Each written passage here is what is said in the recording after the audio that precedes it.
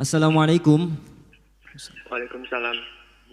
Mari kita bersalawat terlebih dahulu Bapak. Allahumma shalli ala sayyidina Muhammad wa ala ali sayyidina Muhammad. Dengan Bapak siapa dan dari mana? Dengan hamba Allah di Cirebon. Baik, Bapak bisa langsung bertanya kepada Buya. Assalamualaikum warahmatullahi Buya. Assalamualaikum. Alhamdulillah bisa tersambung lagi dengan Buya.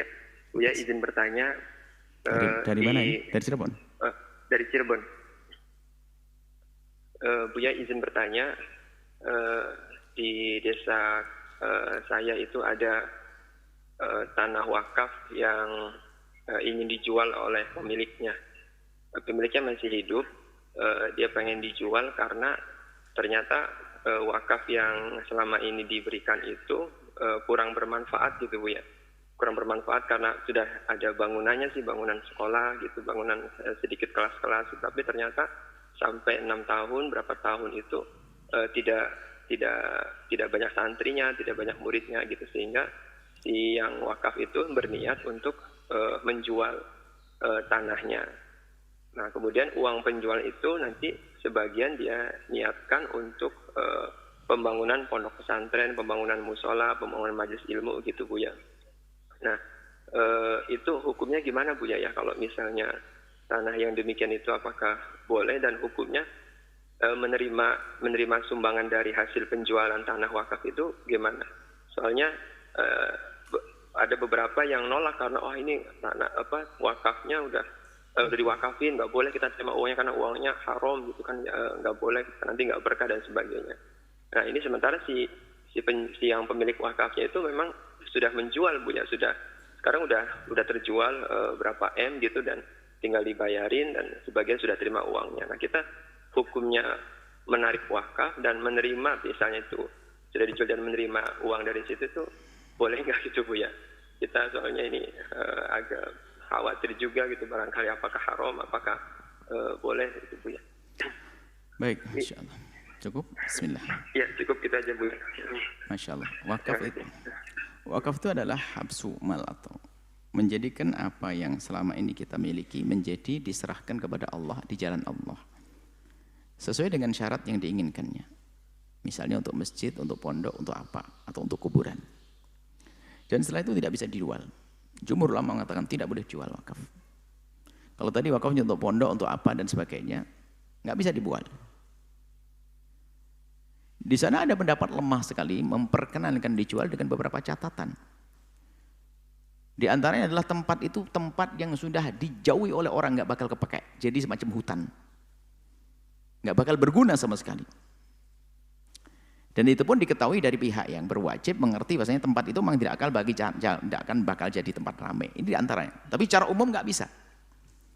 Apalagi masih ada lingkungan banyak penduduknya dan sebagainya.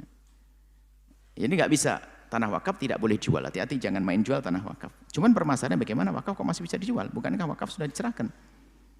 Dan kami ingatkan kepada semua para ustadz, para kiai yang punya pondok pesantren, selagi itu adalah bangunan wakaf harus Anda tumpangkan di tanah wakaf. Jangan sampai nerima sumbangan dari orang, sumbangan untuk bangunan pondok pesantren, Anda tanamkan, Anda tancapkan di tanah yang belum tanah wakaf.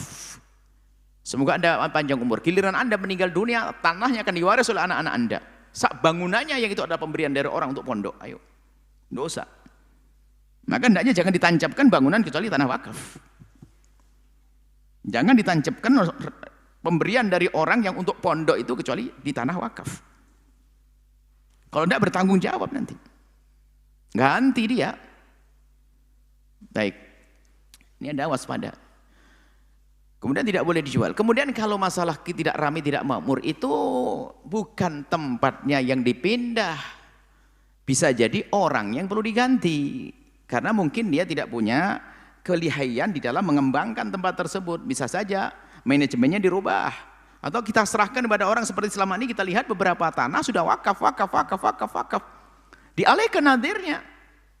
Sehingga menjadi makmur dan kita menyaksikan banyak. Dan kita lihat, kita ini nyata, ini memang selama itu wakafnya tidak jalan dan sudah hampir rusak bangunannya, lalu dialihkan, bukan dijual, dialihkan. Bahkan termasuk Al-Bahjah sendiri banyak adalah tanah-tanah wakaf sudah terbengkalai. Nggak ada ininya langsung dicoba dikelola kembali. Artinya apa? Pengelolanya yang perlu dirubah. Mungkin pengelola adalah belum punya pengalaman dalam hal ini, atau memang nasibnya tidak mujur untuk bisa sukses di situ, diganti yang lainnya, bisa saja begitu. Kalau dijual nggak bisa. Aslinya tidak bisa dijual tanah wakaf itu. Bagaimana bisa dijual? Berarti belum beres urusan pewakafannya. Maka kami himbau kepada yang punya pondok pesantren, beresin dulu urusan tanah pewakafannya ini, supaya tidak jadi masalah di kedepan hari. Jadi rebutan oleh anak-anaknya. Ada sebuah pondok dijual oleh anaknya. Pondok dijual miliaran. Baik, kemudian, lah ini sudah terlanjur dijual, ini bagaimana? Ya dikembalikan kalau bisa. Uang kan masih ada. Bilang kepada yang membeli dibatalkan karena apa? Ini wakaf.